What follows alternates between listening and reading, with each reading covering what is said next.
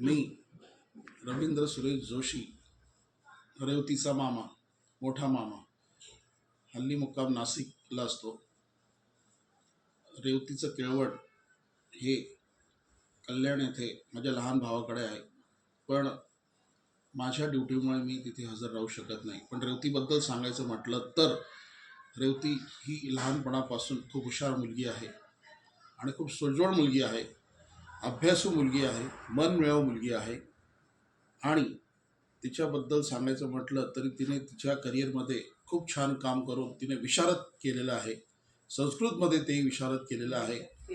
आणि रेवतीला रेवतीला मी माझ्याकडून नेहमी तिला हेच सांगायचो, रेवती कॉंग्रॅच्युलेशन्स, रेवती थँक्यू, खूप छान काम आहे, तुला चांगलं स्थळ मिळालं आहे, खूप छान आहे तू, आणि तिथे गेल्यानंतर खूप छान काम करशील सासरी, हे मला वाटतंय, म्हणजे आणि खूप चांगलं हे करशील तू.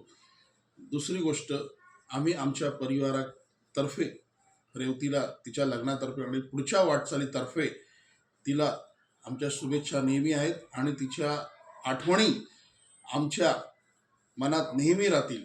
रेवतीचं सांगायचं म्हटलं की रेवती लहान असताना रेवती कोणाकडे जायची नाही, रेवती फक्त पप्पांकडे जायची. हे बरोबर माझ्या लहान भावाने बरोबर सांगितलं.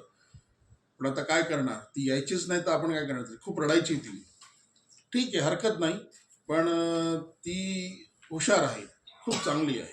आता आमच्याकडे सुद्धा नाशिकला केळवण झालेलं आहे, लहान भावापेक्षा पण चांगलं केळवण झालेलं आहे. त्याने पण चांगलंच करतोय, त्याबद्दल काही वाद नाही, पण खूप छान आहे. बाकी रेवतीबद्दल सांगायचं काही नाही, तिचे आई वडील सुद्धा हुशारच आहे, त्याच्याबद्दल काही प्रॉब्लेम नाही. ठीक आहे, हरकत नाही. Thank you so much. तिच्या वाटचालीसाठी शुभेच्छा, धन्यवाद.